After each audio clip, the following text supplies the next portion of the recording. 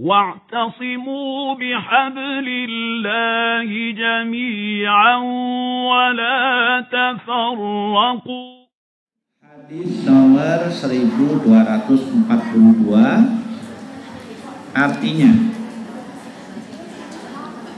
wa 'an Ibnu Abbas radhiyallahu anhuma, dan dari Ibnu Abbas semoga Allah meridhoi mereka, anna Nabi sallallahu alaihi wasallam qala, bahwa Nabi sallallahu alaihi wasallam bersabda, man wajadtumuhu ya'malu amala qaumi lutin, barang siapa yang mendapatkan orang yang berbuat perbuatan kaum Nabi Lut, faktulul fa'ila wal maktula, faktulul fa'ila wal maf'ula bihi, maka bunuhlah pelakunya dan orang yang diperlakukannya. Wa man wajadtumuhu waqa'a ala bahimatin, dan barang siapa yang menjumpai orang yang menggauli binatang, faktuluhu waqtulul bahimah, bunuhlah dia dan bunuhlah binatang tersebut. Diriwayatkan oleh Imam Ahmad dan imam yang keempat, dan orang-orangnya sikoh, ya, kuat, kecuali di dalamnya ada sedikit yang diperselisihkan. Hadis ini, ya, statusnya sahih. Maksudnya bahwa pertama, dilarang berbuat, ya, sesuatu seperti perbuatan kaum Nabi Lut, yaitu, ya, melakukan homoseksual, yaitu laki-laki menggauli laki-laki. Itu kaumnya Nabi Lut.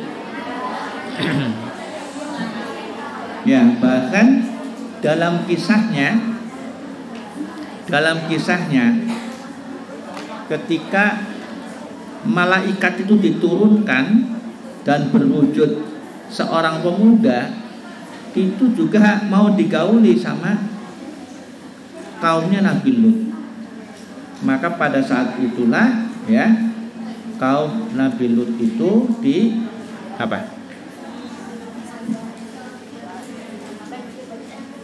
dibinasakan, ya. Itu kaum Nabi Lut, yaitu homoseksual, ya. Nah, kemudian yang kedua, bahwa diperintah untuk membunuh, ya, pelakunya dan yang diperlakukan. Kalau pelakunya kan jelas dia sengaja, ya. Kalau yang diperlakukan maksudnya adalah apabila memang dia sengaja. Kalau dia menjadi korban tentunya tidak, ya. Itu kalau sama-sama menghendaki. Nah, ini dalam konteks ini, ya, para ulama juga memahami yang sama, yaitu sejenis, ya. Jadi seks yang dilakukan sejenis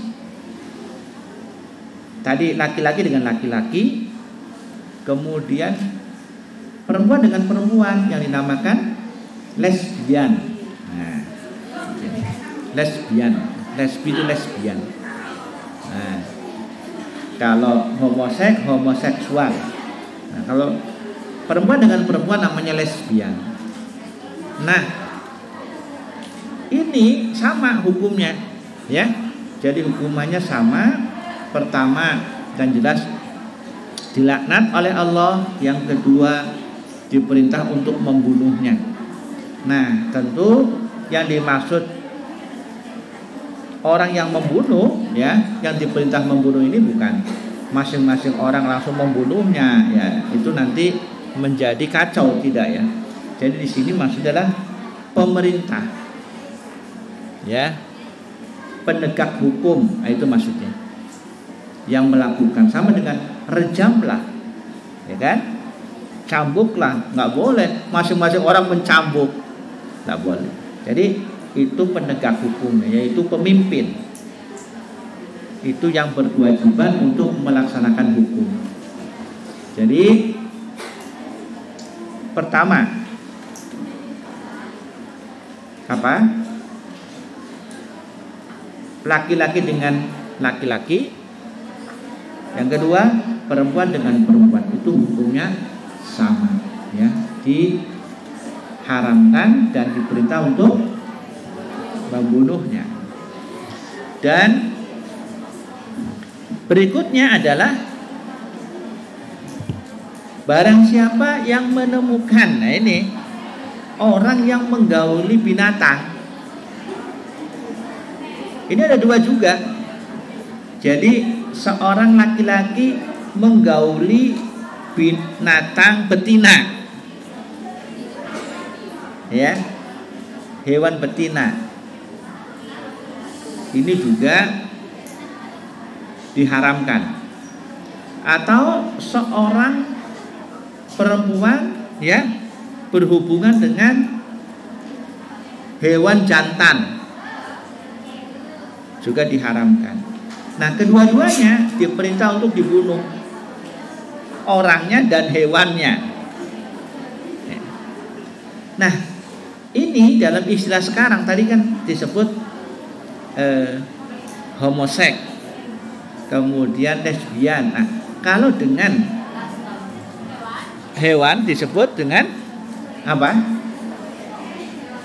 Apa istilah sekarang sedang LGBT, ya kan? Nah, itu transgender, itu pokoknya apa saja yang dilakukan dalam masalah seksual. Nah, ini pertama merupakan hal yang diharamkan oleh Allah, jadi dilarang oleh Allah, ya. Yang kedua, itu menunjukkan apa? Jiwa yang rusak. Jadi orang melakukan itu semua berarti jiwanya udah rusak. Misalnya laki-laki dengan laki-laki, ya, itu berarti sudah tidak normal, sudah, ya, ginilah, apa namanya, jiwanya ini goncang atau miring, ya, jiwa dalam hatinya. Perempuan dengan perempuan juga sama, atau manusia dengan hewan sama juga. Jadi kesimpulannya pantas kalau hal ini dilarang dan bahkan diperintah untuk membunuhnya ketika melakukan sesuatu yang menyimpang dari fitrah, menyimpang dari fitrah manusia. Karena fitrah manusia itu ya berhubungan itu laki-laki dan perempuan, gitu ya. Nah, makanya dengan cara apa? Dengan cara menikah. Makanya sekali lagi Islam mempermudah untuk menikah. Nah, ini. Jadi tidak ada sulitnya. Jadi kalau orang mau menikah itu syaratnya satu, ada, kalau perempuan kan syaratnya ada, ya, walinya, ada maharnya, ada saksi, ya, ada 2 orang saksi, kemudian ada ijab qabul. Nah, ini kan mudah itu. Ada mahar, nah, maharnya cuma apa saja bisa jadikan mahar. Jadi tidak ada yang sulit. Dan perlu diketahui bahwa orang yang melakukan penyimpangan ini, ya, penyimpangan ini itu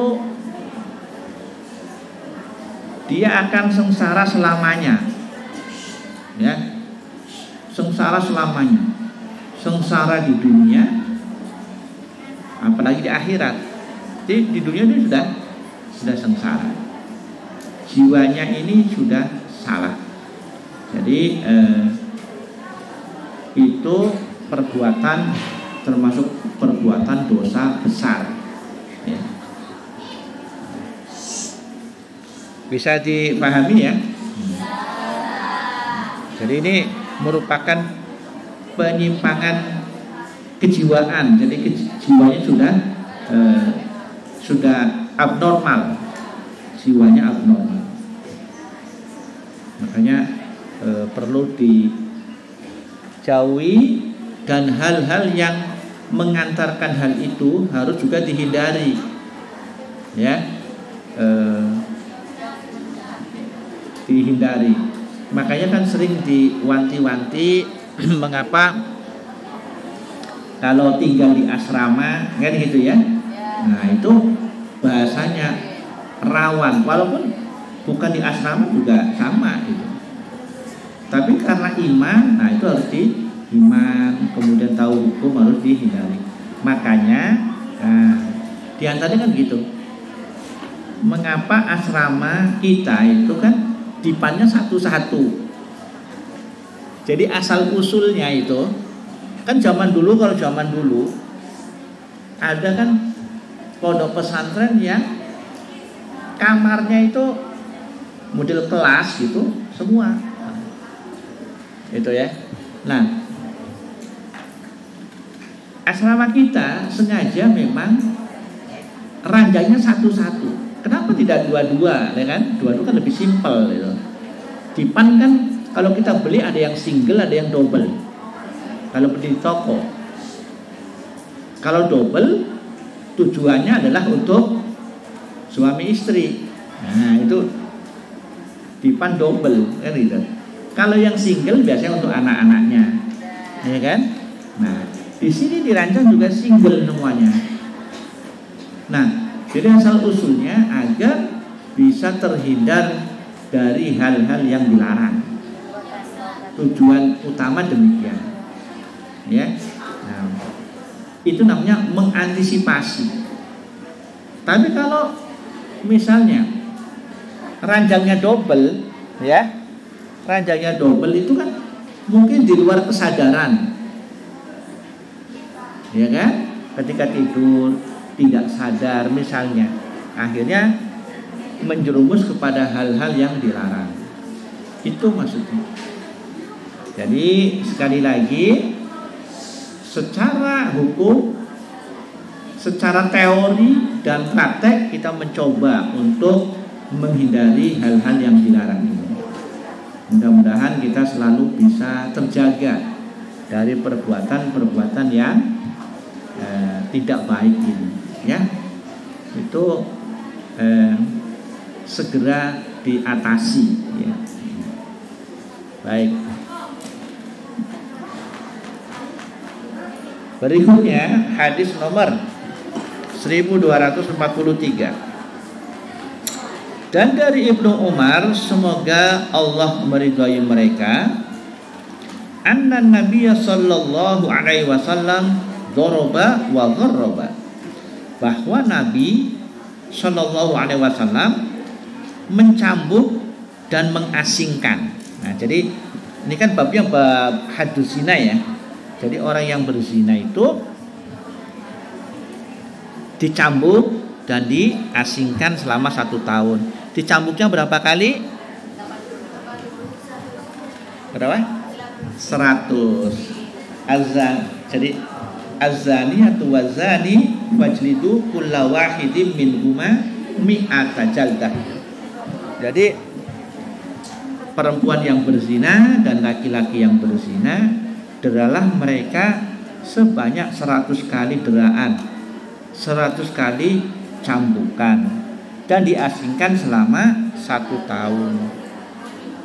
Diasingkan di daerah terpencil, ya, atau ya pokoknya daerah-daerah terpencil, ya, terjauh. Baik,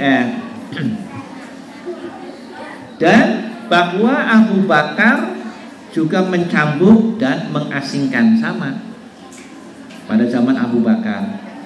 Dan bahwa Umar, zaman Umar radhiyallahu an, ketika menjadi seorang khalifah juga dzurba wa gharraba, beliau melaksanakan cambuk dan mengasingkan. Hadis ini diriwayatkan oleh At-Tirmidzi dan orang-orangnya thiqat, ya, terpercaya, kecuali bahwa ya dipermasalahkan tentang marfu atau mauquf. Tapi yang jelas hadis ini statusnya adalah marfu sampai kepada Nabi Shallallahu Alaihi Wasallam. Ya. Hadis ini sahih, kesimpulannya tadi orang yang berzina itu hukumannya adalah dicambuk dan diasingkan. Dicambuk 100 kali dan diasingkan selama 1 tahun. Hadis nomor 1244 dari Ibnu Abbas, semoga Allah meridhoinya, ia berkata, la'ana Rasulullah sallallahu alaihi wasallam al-mukhannisina minar rijal. Rasulullah melaknat wanita yang bergaya laki-laki. Mukhannisin, wanita bergaya laki-laki. Bahasa kita apa itu? Tomboy itu. Boy itu laki-laki. Tom itu apa? Oh gitu. Apa Tommy and Jerry? Bukan. Tomboy. Maksudnya perempuan yang bergaya laki-laki. Nah, apanya yang bergaya laki-laki? Ya, penampilannya, pakaiannya, itu ada. Gaya rambutnya, maksudnya pendek. Ya, jadi kalau di atas dari rambutnya. Tapi kalau pertanyaannya perempuan rambutnya pendek boleh nggak? Boleh, tapi tidak seperti laki-laki. Kan gitu. Nah, kemudian yang kalau perempuan ini bergaya laki-laki itu seperti itu. Terus bajunya baju laki-laki, celananya celana laki-laki, ya, dan seterusnya, ya. Penampilannya seperti laki-laki. Nah, itu namanya al-mukhannisina minar rijal, orang yang tunggu.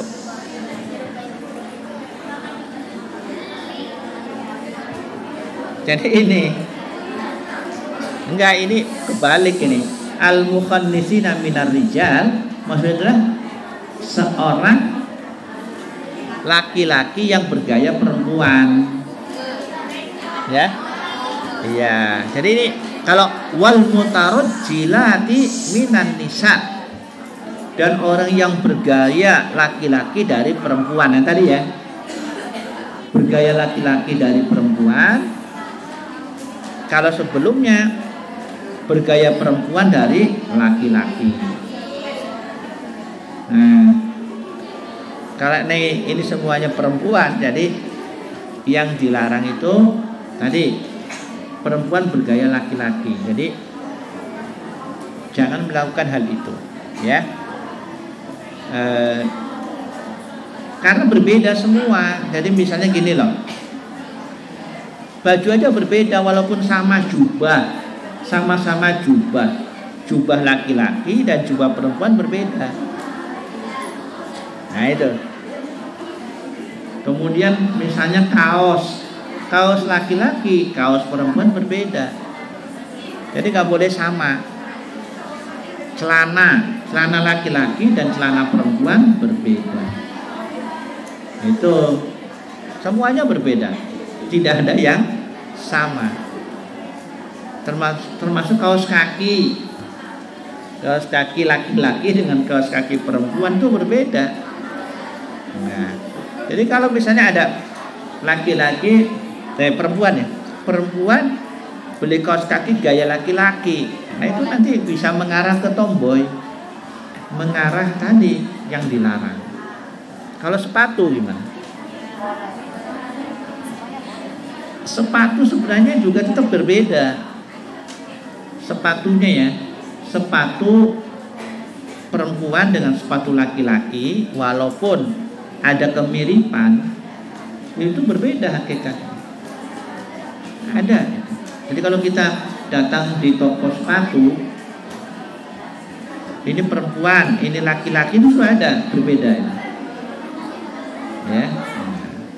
Jadi diusahakan apa? Milih yang memang untuk perempuan. Dari atas sampai bawah itu memang untuk perempuan. Apa? Makainya yang sama. Iya, dilarang ya. Nanti menyerupai contoh apa misalnya? Kaos. Nah, kaosnya kan berbeda. Kecuali sandal jepit. Sandal jepit sama laki-laki dan perempuan. Nah, gitu maksudnya. Sarung. Aslinya sarung aja berbeda. Ya kan? Sarung laki-laki dan sarung perempuan. Itu. Kira-kira ada enggak orang perempuan pakai sarung BHS? BHS ya. BHS lamiri kan itu untuk laki-laki. Nah, seperti itu. Atau kebalikannya. Laki-laki pakai mukena. Nah, ini. Nah, kan enggak boleh ya. Itu. Jadi makanya harus hati-hati kalau membeli pakaian. Kalau kacamata laki-laki dengan kacamata perempuan, dia tetap berbeda. Makanya bilang untuk perempuan, nah ada itu, ya. Nah ini, jadi dibiasakan sejak kecil, ya, untuk selalu berbeda dengan laki-laki itu. Jangan sama, nanti yang dilarang ini. Baik. Kemudian waqala, dan Nabi bersabda, akhrijuhum, ya, akhrijuhum min buyutikum. Nah, orang yang bergaya tadi, perempuan yang bergaya laki-laki atau laki-laki bergaya perempuan, yang disebut dengan bencong, ya kan? Bencong itu waria. Akhrijuhum min buyutikum, keluarkanlah mereka dari rumah-rumahmu. Diusir, disuruh untuk mengusir dari rumah kita. Kan itu sudah menyimpang dari fitrah, ya. Kalau bencong sudah menyimpang dari fitrah, dan itu berbahaya. Itu kalau sekarang sedang viral kecemburuannya bencong itu, ya, laki-laki bergaya perempuan itu cemburunya dahsyat, melebihi perempuan. Maksudnya gini, kalau perempuan cemburu ya sebatas cemburu aja ya. Kalau bencong itu cemburu sampai membunuh. Makanya yang viral kejadian di Jombang itu ya, dari Jakarta sampai Jombang ada bencong itu membunuh berapa? 7 apa sampai belasan orang. Jadi misalnya si bencong ini mungkin pacaran dengan si A. Terus A-nya kan waktunya menikah sudah meninggalkan bencong itu, dibunuh. Dia dengan B, dibunuh lagi B-nya, terus belasan. Nah ini yang terjadi. Jadi berbahaya. Nah itu yang terjadi ini.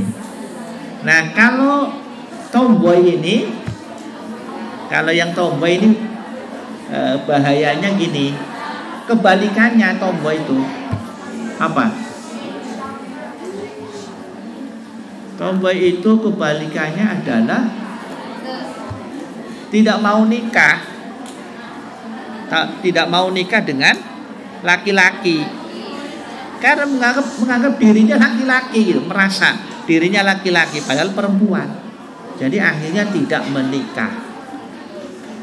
Nah itu ya, karena jiwanya yang sudah abnormal, tidak normal lagi. Sebenarnya dia perempuan, ya. Tentu senangnya dengan laki-laki. Karena dia bergaya laki-laki terus kebiasaan, maka dia senangnya dengan perempuan. Itu yang terjadi. Nah, maka ini yang kalau bencong itu repot. Tinggal bersama bencong, tinggal bersama laki-laki, laki-lakinya nggak mau karena ngerti dia gayanya perempuan. Maksudnya hidup bersama dengan perempuan, perempuannya juga nggak mau karena dia laki-laki. Nah itu kalau berangkat haji susah, berangkat haji ya, dia gayanya perempuan padahal laki-laki. Mudah-mudahan hadis-hadis yang kita baca ini ya menjadi ilmu yang bermanfaat untuk kita, agar kita bisa menghindari perbuatan-perbuatan yang dilarang oleh Allah. Ya. Sebagaimana yang disebutkan dalam hadis-hadis tadi. Dan semoga kita semua menjadi orang yang soleh. Soleh, dan kalian menjadi wanita yang soleh. Marilah kita akhiri dengan kafaratul majlis. Subhanallah.